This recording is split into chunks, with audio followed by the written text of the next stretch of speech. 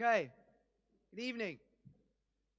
Um, my name's Neil, um, Neil Howard. Um, I was supposed to be. Sorry? I'll hold it. How about that? Thank you. Um, that reminds me, before I say anything else, shout at me if I am sounding way too English, because I have a habit of speaking very fast in quite a thick London accent, and sometimes that makes it difficult for me to be intelligible. Um, and I also often forget to do this, so thank you.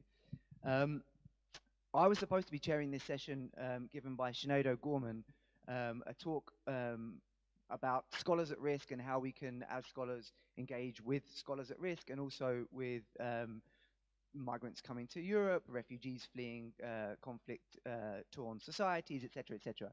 She can't come for family reasons, and what we figured was that honoring the intention, if you like, behind her talk, we could basically just have like an open mic session or a brief discussion about how, as scholars, we can engage in social and political change work, featuring anyone's contributions, the work that they're already doing, ideas, questions, um, basically an open mic. We have half an hour, so we figure that we can use it, and it's obviously clear that this has been quite an important theme for the whole day's discussions. Um, a bit about me, I think the reason I'm chairing this is because I I probably do more of that than I do of actual scholarship, to be honest with you.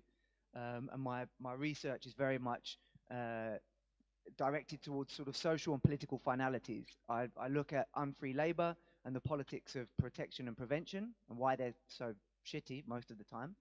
And I also, with a collective of other colleagues, set up basically we are an academic collective working out of the Open Democracy Hub in the UK, which is a sort of political media outlet, to try and bring critical scholarship to the public domain. And that involves things like setting up ebooks for students. It involves establishing dialogue between critical scholars and more mainstream figures and political figures. And so we've sort of had debates with the likes of the ILO, Human Rights Watch, and politicians in the UK. Um, and it obviously takes quite a lot of our time and is quite an important collective initiative. So that's one example of how I and a group of others use our research basically for social and political ends.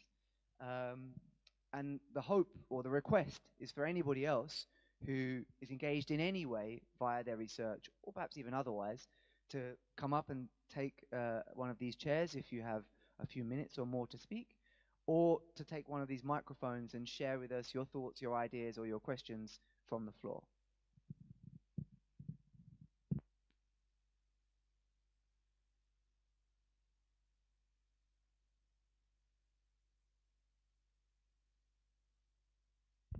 Come on.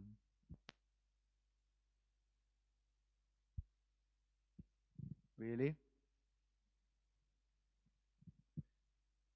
Is no one here engaged in social change activities via their research? Welcome.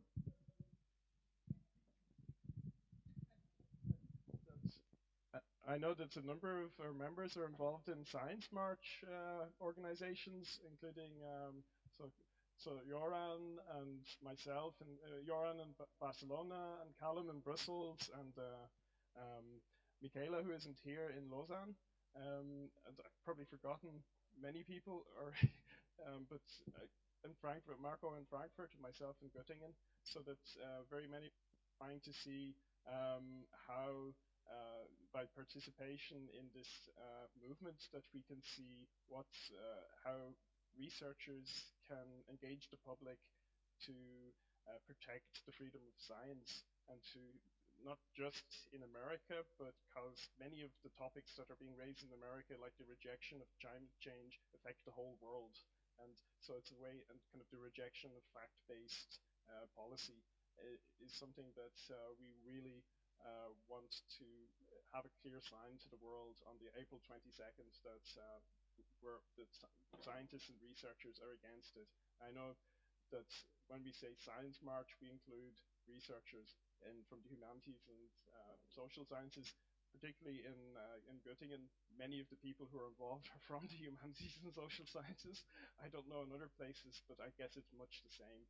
So if anybody is involved in such a science march, even in a very small way, please tell us, and we will try to promote this on our social media and kind of in our web portal, and just to know kind of who is active, and for representing MCA is also important that we know who is independently active from this association, so that we can support their activities in any way that they might that would be suitable. So maybe somebody else who's involved, maybe Joran can give us some feedback on his activities, and also in form, which is um, Hello, I'm Joran from Barcelona. Uh, so yeah, we are also trying to initiate a science march or March for Science in Barcelona. However, it didn't really work out as we expected. There's not enough motivation of the scientific community to organize a march which means walking in the city. In Barcelona, some of you are from Barcelona, 1 month ago, 2 months ago, we had 1.6 million people in the streets marching for refugees. And I mean, Spain is not really affected by the refugee crisis. So there's a big solidarity for refugees in Barcelona. So we're thinking about linking the March for Science to this topic of refugees, so the refugees in science. So we are planning now an alternative event in Barcelona only with the scientist dating forum, so these organizations that I created 1 year ago, where we try to bring scientists closer to politics, economics, and society. And so yeah, basically 1 day event with a debate on science and policy. And we thought about adding the refugee topic into this debate.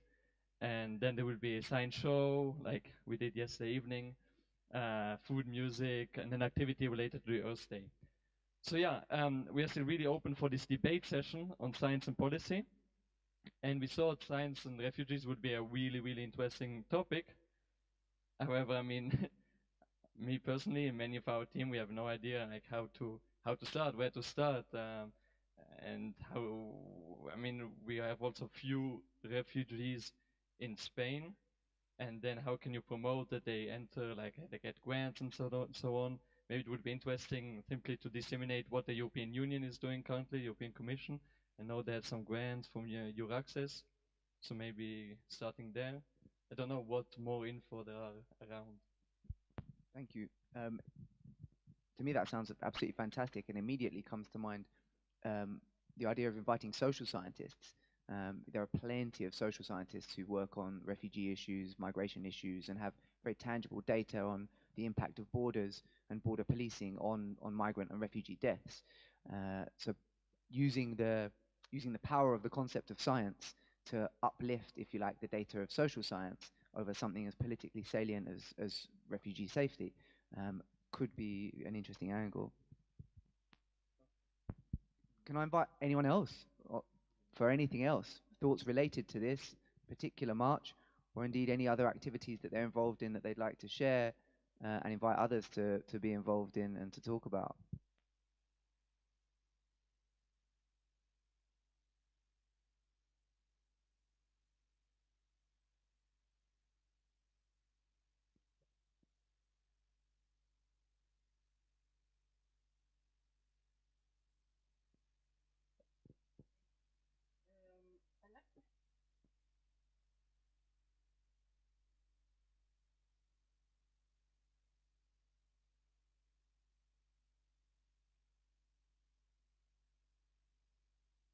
For refugees. The idea is the networking and mentoring of women scientists, displaced researchers. So if you are interested in this project, please contact me, and also if your institution has contact with the refugees, displaced refugees. Thank you. My name is Giovanna Vellis. I'm chairing the Gender Equality Working Group. You can contact me at avellisgianna@gmail.com. Okay. Thank you very much. Yes, I see another hand. Now we are warming up. So my name's Scotty, and I will be honest, this is actually a bit of an own personal interest to mention. I have a strong interest in critical thinking and reasoning skills, and from Australia, I have always been a part and active member of the Australian Skeptics Society there. And within Europe, there is organizations within every country that has a skeptics network that promote critical thinking and reasoning skills. So at an individual level, you usually can find a skeptics in the pub or an opportunity to socialize with other people who are not going to be in your field. I'm an economist and I've had many great contacts now with international researchers in medicine. And it's a wonderful way to expand your horizons and network with people who are well and truly outside of your domain, but may share an interest in critical thinking and reasoning skills. So if you're interested in promoting that, look for a local skeptics in the pub, or more importantly, there's the European Skeptics Congress that is going to be in Poland come September. So maybe have a look at that as an opportunity to get involved with a very different but interesting community. Is that Congress going to be taking place in a pub? No, I think it's actually going to be a much larger Congress. I don't think there's a single pub that would hold everyone who'll show up, but yes. Nice one, thank you. Any others? Also, just ideas as well, right? Remember, this isn't just about featuring what is already happening. This is also about featuring creating a space for ideas for what could happen. Fundamentally, being aware of the fact that all of these ideas begin from one sort of like crazy tingling in the back of the head, and then you have a conversation with someone, then three of you get together, and then it happens. So if there's anything of that ilk as well, please feel free to share.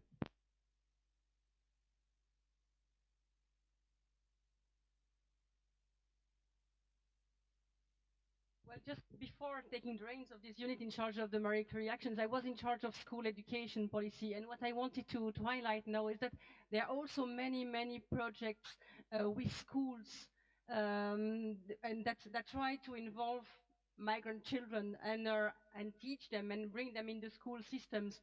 And so there are lots of projects that involve also the community around the schools. And maybe also there a role to play for some of the researchers or people that are teaching in higher education that would like to help those projects and those communities involve migrant children. Can people get in touch with you if they'd like to know more information? Yes, and via the Erasmus Plus national agencies as well.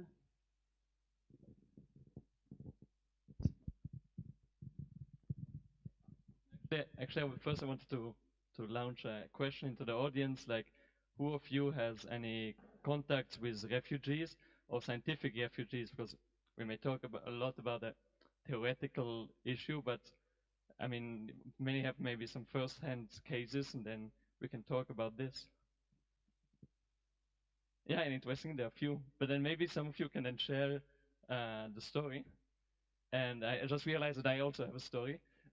So our family has actually a close friend, refugee. So we got to know him from Afghanistan. So he came as a refugee to our quarter where we live in Zurich. So my family lives in Zurich. And we made several activities with him, and I talked to him. And the problem is, so he wants to study as an engineer, and he would like to study the ETH Zurich, so the Polytechnic University of Zurich. And they have a program actually for refugees where they let several people in to get the class, but you need a B2 level in German. I mean, till you get a B2 level, if you come from Afghanistan, it will take maybe 1-2 years. I mean, because it's not at all related German and Urdu? No, I don't know the Urdu. Yeah. And yeah, so that's one issue. And the second one is, okay, they can study at university, but they won't get a degree. So it's just there are guests there, can listen, and that's all. So it's perfect situation of the science people. And the issue, so simply raising the issues that there are for refugees, is that they don't get any working permit. So there was also before this issue in the other session. So if you want to contact a researcher, but if you cannot give him a working permit because he doesn't have a permit to live in this country, I mean, he's still an asylum seeker. How do you do it practically? I mean, those are other issues that we have to think about. If we can give them a quicker visa, etc. Yeah. So issues to just go into the room, and maybe you have now other experiences, those who host up the hand. Thank you very much. I see a hand. Was it? Yeah, please. Realize that you want to hear more examples if you had really realistically connections, real life connections with the refugees, scientists or researchers.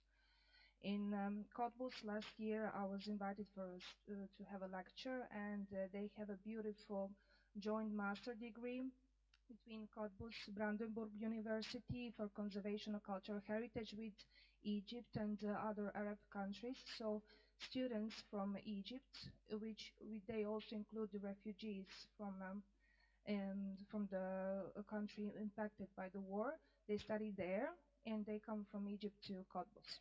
Anyhow, many students, PhD students from Aleppo, they are studying in Cottbus, and they can not now make some research because of visa problems.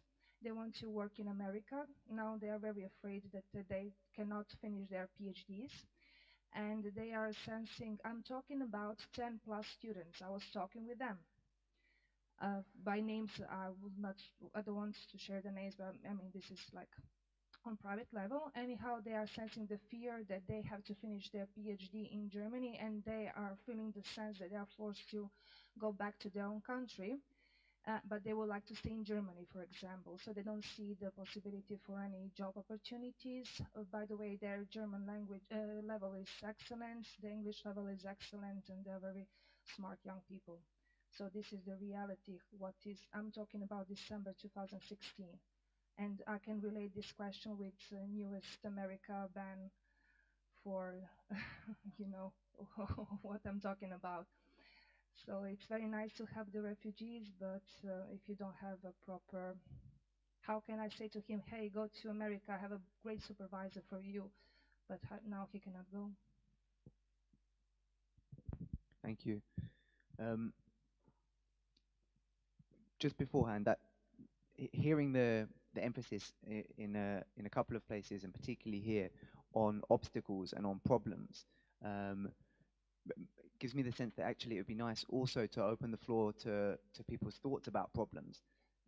My very strong intuition is that all of us fundamentally share a desire to contribute, and that often we don't because we don't quite know how. I have had countless conversations with researchers in various different fields saying, well, you know, I'd love to do X or Y, and this political problem or that social problem is massive, but I haven't got the faintest idea what the hell to do about it, so I kind of don't do anything. So I just wonder also what, if people are interested, what their reflections are on what would stop us as basically public intellectuals being more publicly intellectual.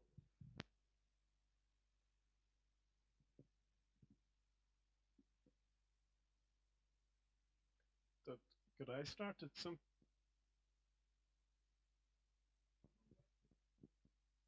The question was, in a nutshell, what, as public intellectuals, stops us from being more public in our intellectualism? That science and politics should be complete, and I think this is not really possible because science contributes to the policy arena and contributes its research so that politicians can make decisions. But many individual scientists think that their work should be completely separated from anything to do with politics, that it's not relevant whatsoever. Yeah, I'm very much hearing there is a concern over the image of objectivity and how tainted you can be should you come across as partisan, which frankly I think is a very reasonable concern, but is horrifically, frankly outrageous because there is no such thing as neutrality in my belief anyway. Others? Yes, thank you. I'm seeing a hand all the way there, right in the pathway.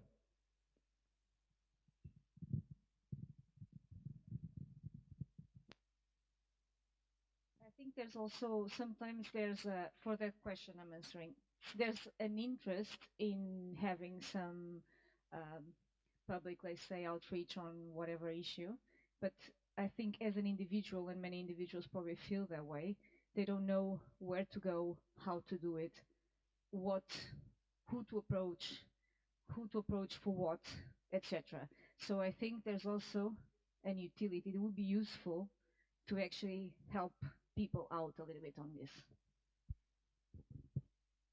Is this working? Yeah, I could not agree with you more. What I think I heard there was that one of the major obstacles is ultimately the sense of isolation that we feel as individual researchers, and the lack of allies or of solidarity, knowing where to begin, and therefore a real desire for some kind of resource to turn to help people when they want to engage, and perhaps build networks of engagement.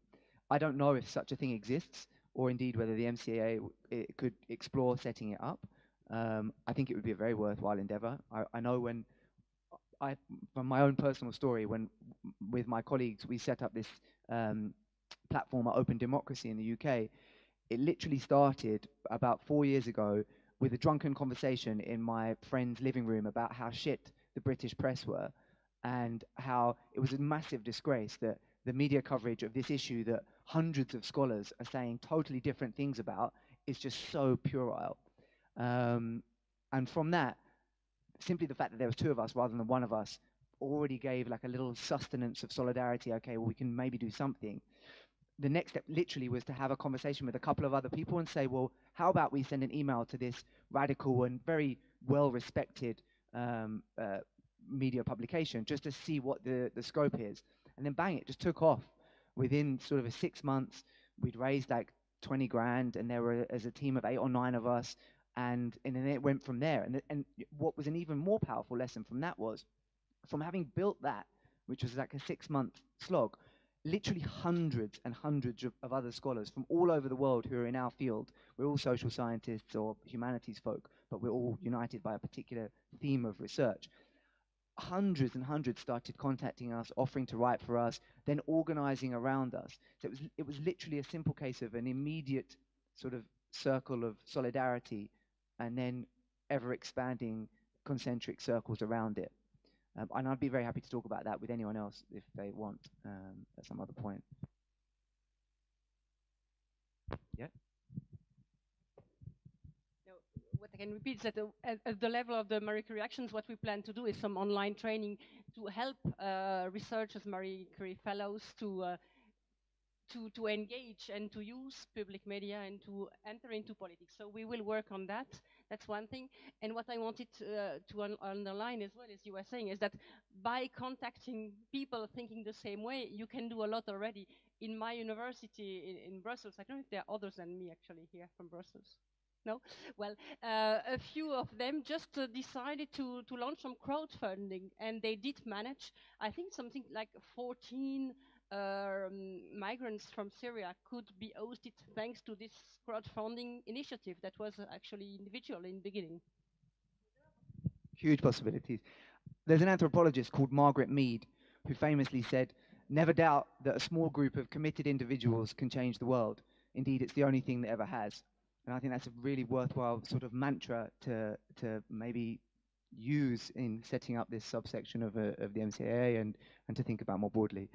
Unfortunately, I'm aware that we are done. In fact, we're late. It just remains to me now to say thank you, and also to remind everybody that the clocks go back. No, clocks go forward an hour. So if you're leaving at 7 o'clock tomorrow morning, you're actually leaving at 6. Don't forget. Cheers.